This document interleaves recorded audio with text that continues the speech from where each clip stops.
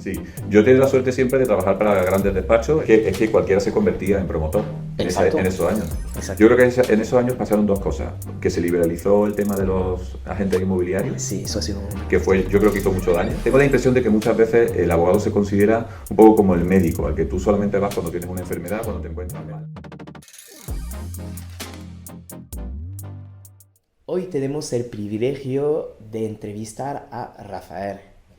Es abogado en el sector inmobiliario y nos explicará su trayectoria, pero también nos dará algunos consejos referente a a las inversiones inmobiliarias. Rafael, Hola. que no creo que tenga muchas costumbres de estas entrevistas, pero lo que me gustaría un poquito que te presentara y nos explicara un poquito tu trayectoria profesional y cómo acabaste en este sector inmobiliario como abogado. Pues nada, muchas gracias por tenerme, por invitarme. Eh, bueno, la verdad es que sí, soy abogado inmobiliario desde hace más de 20 años. Estudié Derecho y, bueno, pues un poco por casualidad, porque en realidad fue una cuestión un tanto casual, terminé trabajando en un despacho de abogados internacional en el departamento inmobiliario, que era uno de los más importantes en ese momento, y en Madrid.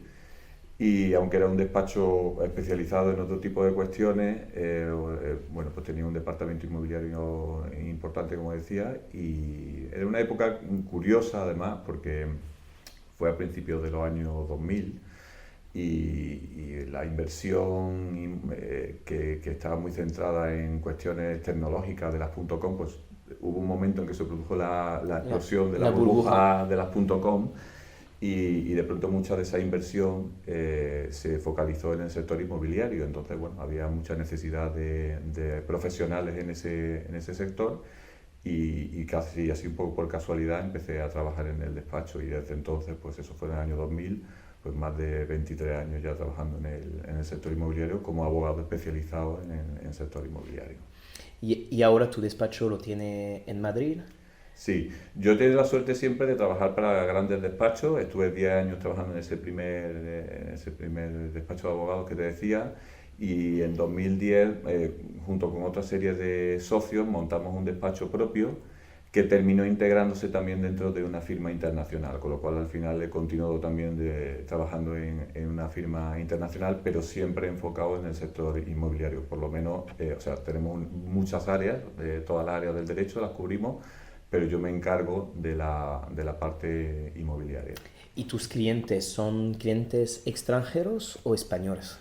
Pues tenemos de todo, pero la mayor parte son internacionales, son extranjeros. O sea, nosotros trabajamos fundamentalmente para clientes no españoles que invierten en inmobiliario en España, sobre todo fondos de inversión inmobiliaria y ese tipo de perfiles, lo que se conoce como inversores institucionales, que son también las compañías de seguros, aunque también tenemos inversores privados, family office, que se llaman, que son familias que, bueno, pues que tienen dinero para invertir y que invierten también en inmobiliario, ¿no? Pero nuestra actividad está sobre todo centrada en asesorar a ese tipo de cliente internacional en sus inversiones en España, en el sector inmobiliario. Sobre todo grandes inversiones tipo centros comerciales, edificios de oficinas, naves industriales, data centers, ese tipo de inversiones. ¿Y España resulta todavía atractiva para los extranjeros? Resulta muy atractivo y además es curioso que me lo preguntes tú, que siendo francés, porque ahora mismo uno de los inversores más activos en el sector en España son sociedades de inversión francesas que se llaman SCPI, que están súper activas en España ahora mismo invirtiendo porque consideran mucho más atractivo el mercado español ahora que el francés. En Francia ya no consiguen las rentabilidades que están buscando porque son empresas que sobre todo focalizan o canalizan inversión del ahorrador mediano o incluso pequeño y ya no encuentran productos atractivos en Francia y están muy activas en España en este momento. Yo te puedo asegurar que no solamente los franceses, tenemos a bueno, los ingleses, los alemanes, que al final y al cabo buscan una buena rentabilidad y en los países del norte de Europa es muy complicado. Sí. Lo bueno es que ellos también tienen estructura que le permite también de invertir cómodamente aquí en España. Y todavía en España se puede encontrar buenas oportunidades y una buena rentabilidad. Y además es fácil. ¿Qué ocurre? Que quizás para algunos españoles, claro, con la economía del país nacional, ve el tema inmobiliario un poquito harto de precio. Mm, Pero la gente de fuera no lo ve así. está claro. Lo ve más económico y más rentable. Y bueno, por lo menos vemos un punto de vista y es más o menos de lo que yo Sí, sí, percibo, ¿sabes? está claro. Y a ti, ¿a qué te gusta del sector inmobiliario?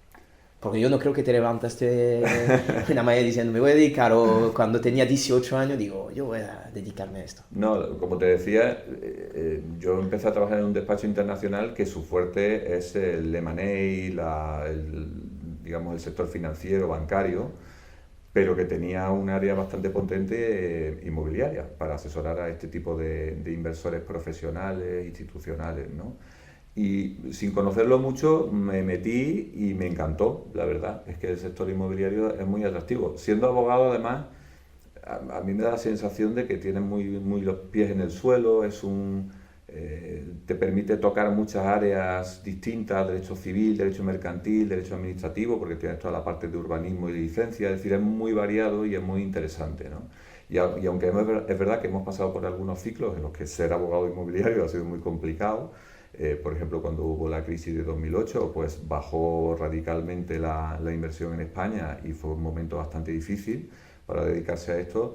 Bueno, pues más o menos es un sector bastante estable que permite hacer operaciones muy bonitas y no sé, a mí me gusta mucho. Además me gusta poder dedicarme a un sector en el que puedes tocar el producto de lo que estás comprando y Es vendiendo, ¿no? palpable. Es palpable, ¿no? Al final yo soy un abogado de derecho mercantil, del derecho de los negocios, pero que me estoy focalizado, especializado en el sector inmobiliario y puedes ir y tocar aquello que estás comprando o Eso está muy vendiendo o bien. alquilando y a mí eso me gusta mucho, ¿no? Eso está muy bien. Y otra de la pregunta, porque tú trabajas con grandes inversores, muchos extranjeros, pero bueno, hay también pequeñitos inversores que le interesa saber cuándo tendrán que usar, bueno, los servicios, cuándo tendría que usar el servicio de un abogado. No sé, ¿tú qué piensas? ¿Tú piensas que llegando a un cierto nivel de inversión o desde el principio, tú qué piensas cuándo es el mejor momento de estar asesorado por un abogado del sector inmobiliario? A ver, yo creo que hay un punto común, aunque es verdad que un inversor privado o un particular que compra su primera vivienda, pues son, digamos, animales completamente distintos. Es verdad que hay un elemento común y es que todo el mundo necesita tener un cierto nivel de seguridad a la hora de acometer una inversión inmobiliaria, ¿no? El que compre una casa porque probablemente sea la inversión más importante que haga en su vida, y el que es un inversor profesional porque como inversor profesional necesita tener certeza y seguridad de que donde está invirtiendo el dinero pues lo está invirtiendo en un modo seguro. Entonces yo creo que ya sea un inversor particular o incluso un comprador privado o un inversor profesional, siempre es bueno tener cierto nivel de asesoramiento. Lógicamente no es lo mismo hacer una inversión de 100 millones de euros, en la que hay lógicamente un equipo de abogados involucrado, porque todos estos inversores obviamente siempre funcionan con equipos de abogados, que ser un comprador. Pero yo creo que es muy importante anticiparse a los posibles problemas que pueda haber desde un punto de vista legal y evitar los riesgos. Tengo la impresión de que muchas veces el abogado se considera un poco como el médico, al que tú solamente vas cuando tienes una enfermedad, cuando te encuentras Es mal. verdad, es verdad. Pero es una realidad que en el sector jurídico en el que yo me muevo es mucho mejor prever, o sea, antes que tener que curar, pues haber tenido la posibilidad de detectar cuáles son los problemas que te puedes ver involucrado, porque si no te puedes encontrar con un problema que luego sea muy difícil de solucionar al final, ¿no? O sea, eh, una compraventa que esté bien analizada desde el principio, desde un punto de vista legal, que tú ya has podido ver los riesgos, te va a evitar muchos dolores de cabeza y es mucho mejor eso que luego tener que ir a un pleito con una justicia que es muy lenta. Es decir, A veces mejor pagar un poquito sí. antes, porque claro, un servicio tiene un coste, pero pagar un poquito antes para que llegue el problema que te puede costar mucho dinero. La máxima es mejor prevenir que curar en cuestiones legales, no solamente desde el punto de vista inmobiliario, en cualquiera, pero en una inversión inmobiliaria es fundamental, porque muchas veces te llegan clientes que ya están metidos en el lío, que ya han tenido el problema, y intentar solucionar ese problema muchas veces es muy complicado y a veces es imposible directamente, mientras que habiendo sido un poco previsor, habiéndose asesorado previamente sobre cuáles son los riesgos de acometer esa inversión, pues hubiese evitado muchísimos problemas. ¿Y qué errores tú te has dado cuenta que se está haciendo mucho a la hora de comprar un inmueble? Si te has fijado en algunos errores recurrentes que hay. A ver, yo creo que sea cual sea la inversión, hay una serie de puntos que hay que cubrir dentro de lo que es el análisis jurídico de esa operación, Ujú. ¿no? Hay que revisar la información del registro de la propiedad, hay que asegurarse de que quien te está vendiendo es el propietario real del inmueble, hay que evitar, bueno, eso pasa muchas veces cuando se tratan de temas de compraventa de herederos, en el que no está claro quién es el titular del inmueble. Es decir, hay una serie de puntos muy básicos que a lo mejor no requieren la involucración muy profunda de un abogado, pero que al menos sí que hay una serie de elementos a tener en cuenta. Y muchas veces los problemas y los riesgos vienen de no haber hecho haber tenido esa mínima diligencia a la hora de acometer una inversión inmobiliaria, ¿no? Yo he visto a algunos clientes incluso firmar contratos de arras, entregando cantidades importantes de dinero antes de incluso haber hecho el análisis legal del inmueble. Eso Suele, pasa muchas veces cuando se trata de un mercado de vendedores más que un mercado de compradores. El sector inmobiliario, como tú bien sabes, es muy cíclico. Hay veces que se da completamente la vuelta y se convierte en un mercado de compradores, y otras veces es un mercado de vendedores. Cuando los vendedores tienen mucha fuerza, porque hay mucha demanda, como ha pasado en España, o sigue pasando en gran parte todavía, pues presionan mucho al comprador para que le entregue cantidades a cuenta antes incluso de que hayan podido analizar la inversión, ¿no? Y ahí pueden surgir problemas legales que luego hay que tratar de solucionar cuando ya se ha firmado el contrato. Y eso es mucho más complicado que si lo hubiésemos podido negociar ese contrato antes de entregar ninguna cantidad, porque una vez que ya has entregado un dinero, estás cautivo ya de esa inversión, ¿no? además, eso es un tema que, por ejemplo, yo lo tengo desde 2008. No se firma un contrato de aras hasta tener una nota simple actualizada. No te digo del día siguiente, pero por lo Sí, menos de un mes de tener una y saber, como tú has dicho, poder analizar, saber quién es realmente el propietario, si no es el propietario porque viene de una herencia, tener una documentación que confirma que son los herederos, una declaración de heredero, cualquier, sí, hasta muchas veces porque no se han hecho los trámites, pero solamente los impuestos. Muchas veces, sobre todo aquí en Andalucía, hay una obligación de hacer los impuestos de sucesión. Entonces ahí viene ya una lista de herederos es que te puede orientar y te puede ayudar. claro. Y lo que has dicho, hay muchos que firman contrato de aras con profesional o sin profesional por medio, sin tener una nota simple. Eso es lo peor que uno Claro, puede... antes de firmar cualquier contrato, a ver, si es un contrato sencillo, pues a lo mejor la gente puede ayudar. Si es un contrato un poco más complicado, yo siempre aconsejo que se asesoren con un abogado, porque una vez que tú firmas un contrato ya te estás comprometiendo a algo, ¿no? Y salirte de ese compromiso puede ser muy difícil o directamente imposible, o tener una serie de consecuencias económicas que pueden ser graves, ¿no? Entonces, ese tipo de situaciones sí que hay que tratar de evitarlas, ¿no? Exacto. A mí me gusta hablar contigo porque tú estás en el terreno, aunque tú estás trabajando con grandes inversores, pero tú ves la realidad de los negocios que se está haciendo, porque si miramos las noticias, estamos hablando que se supone que estamos en crisis inmobiliaria, cuando vemos las noticias. Pero yo, por ejemplo, personalmente con mis negocios, o también los compañeros, a nosotros seguimos con la misma actividad. Ujú. Claro, yo trato con particulares, pequeñitas empresas, no voy, vamos a decir, a los grandes inversores. Pero para mi caso, 2022 ha sido un buen año y Ujú. 2023 se va a terminar como el año 2022.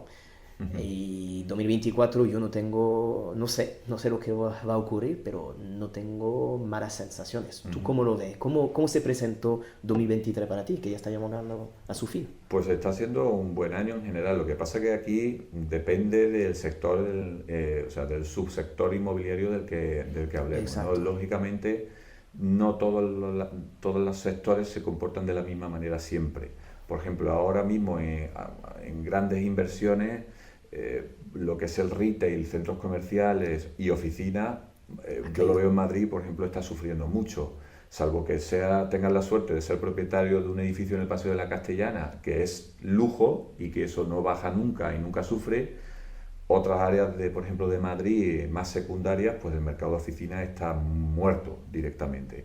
Y pasa algo parecido con el retail, ¿no? Con los centros comerciales y este tipo de activos que ahora mismo están sufriendo mucho. No hay una gran demanda de inversión en ese tipo de activos. Sin embargo, si tú te mueves en el sector residencial, Exacto. pues ahí las cosas van muy bien, a todos los niveles. Hasta yo lo veo demasiado bien. Claro, Frente- pero desde el pequeño inversor que compra para reformar y vender, que en ciudades como Madrid o las grandes capitales, o Málaga o Barcelona, pues sigue dando una rentabilidad muy alta y hay una demanda altísima y prácticamente se vende todo, hasta grandes inversores institucionales que están promoviendo edificios enteros para alquilar o para vender o para hacer co-living.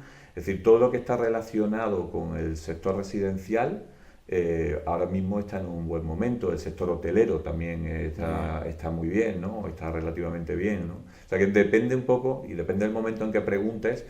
Hay sectores que se comportan de una mejor manera o peor, pero bueno, en general yo no veo todavía grandes problemas. y lo nota el cambio de uso porque lo que me comentaron mucho, sobre todo con lo que tú has dicho, que en la Castellana, en la calle Buena del barrio Salamanca, tema de oficina aquí, ahí no hay problema, que no tenemos problema. Pero muchos dicen, no, estamos transformando, intentando de transformar Sí, oficina al final en vivienda. ¿Por qué? sí. Porque la oficina no hay salida, no se prevé, sobre todo estamos desde el COVID teletrabajando mucho, Sí, se está guardando la costumbre. Uno me ha comentado, casi la empresa 20% del tiempo ahora se está teletrabajando, entonces al final son 20% que no se está usando oficina. Entonces tiene su lógica, el precio sí, más, para que no hay tanta demanda de oficina. ¿Tú notas esto de los cambios de uso a sí. nivel? Sí, claramente hay un interés por hacer cambio de uso de inmuebles de uso oficina a residencial, porque claramente la demanda de oficina ha bajado mucho. Yo creo que, como tú bien decías, el teletrabajo influye bastante. Bueno, yo tengo clientes que directamente se están planteando o sea, hacer cambio de uso de partes enteras de edificios de oficinas para transformar en residencial, que sigue teniendo mucho tirón, ¿no? Y mucha demanda, sí que se está viendo. Lo que pasa es que no es fácil, porque tiene condicionantes urbanísticos que no te permiten muchas veces hacer ese cambio de uso tan fácilmente, sino que hay que seguir un proceso que a veces es lento, o que siempre suele ser lento. El tema urbanístico siempre lleva tiempo.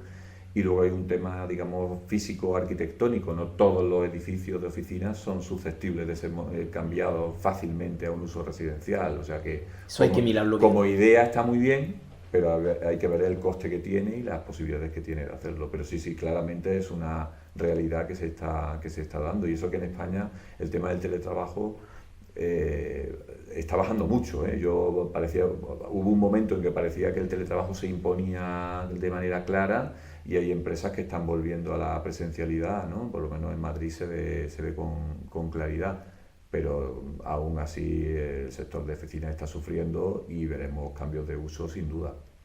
Estupendo.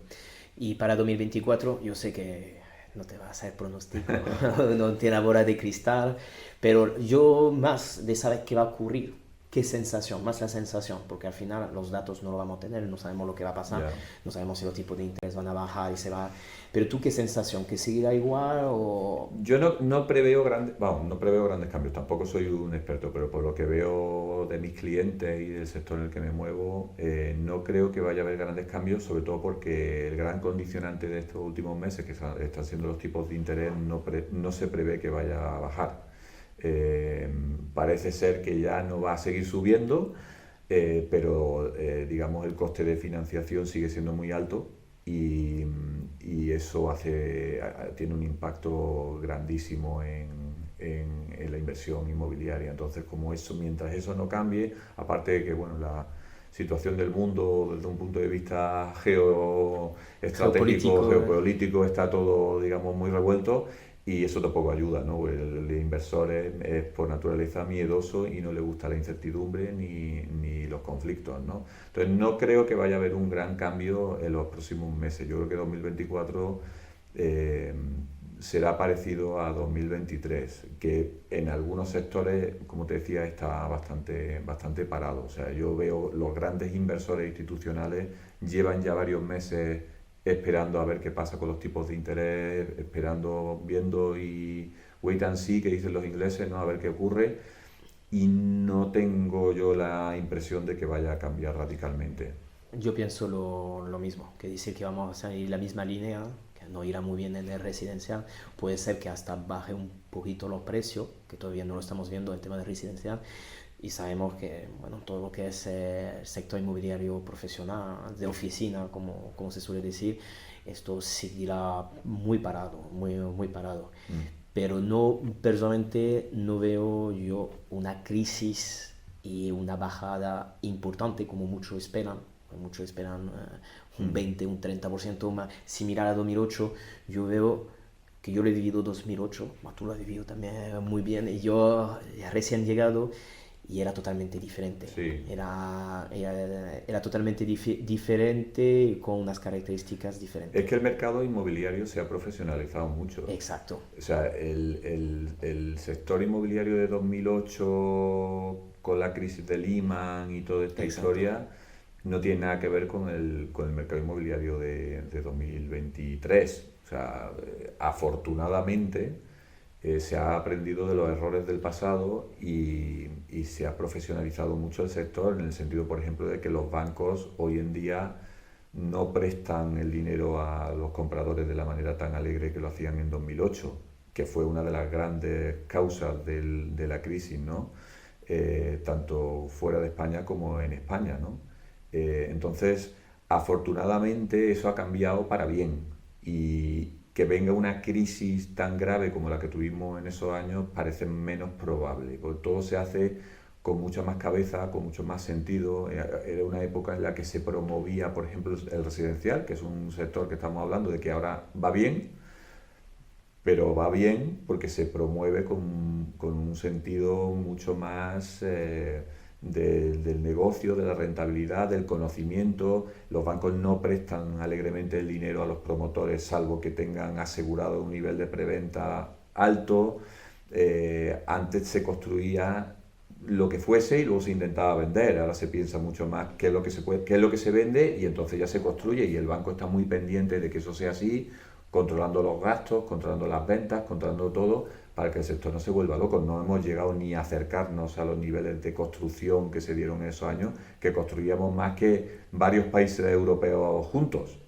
Eso fue una locura que ahora mismo no se vive. Entonces yo tampoco preveo una gran crisis inmobiliaria, no creo que, desde luego desde ese punto de vista no debería. Y además, tú lo has dicho, somos más profesionales. No solamente yo lo veo en mi sector como agente inmobiliario. Antes había poquita gente formada y ahora la mayoría sí tiene una buena formación, pero también tenemos mucho más expertos, que antes era muy complicado, por ejemplo, de Sí. encontrar hasta en 2008, yo no conocía apenas abogado del sector inmobiliario, salvo en las grandes ciudades, pero hoy día cualquier inversor puede encontrar un despacho y un abogado que está especializado en este sector Sí. y que puede ayudar. Hace 20 años... Bueno, es que cualquiera se convertía en promotor Exacto. en esos años.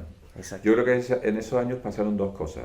que se liberalizó el tema de los agentes inmobiliarios, Sí, eso ha sido una que fue, yo creo que hizo mucho daño. mucho Y daño. mira que la liberalización, pues en principio debería ser algo positivo, pero yo creo que se desprofesionalizó mucho, es decir, cualquiera se metía agente inmobiliario y abría una inmobiliaria y surgieron como setas y había mucha gente que no tenía el perfil para eso. Exacto. Eso fue uno de los problemas y otro problema es que cualquiera que juntaba 4 euros se volvía promotor. Yo recuerdo haber ido cuando estaba buscando vivienda para mí hace años y recuerdo haber ido a ver una promoción que el promotor era un abogado que había ahorrado un dinero y que se Se había dedicaba a esto. metido a promotor, pero es que no todo el mundo sirve para ser promotor, Eso. ni todo el mundo sabe. Entonces yo creo que eso junto con la alegría con la que los bancos prestaban el dinero, pues fue una de las razones por las que vino la crisis que vino, pero yo creo que eso ya no se da, afortunadamente. No, yo pienso lo mismo.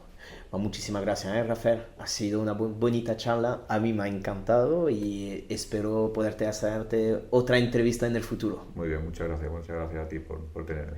Nos vemos pronto.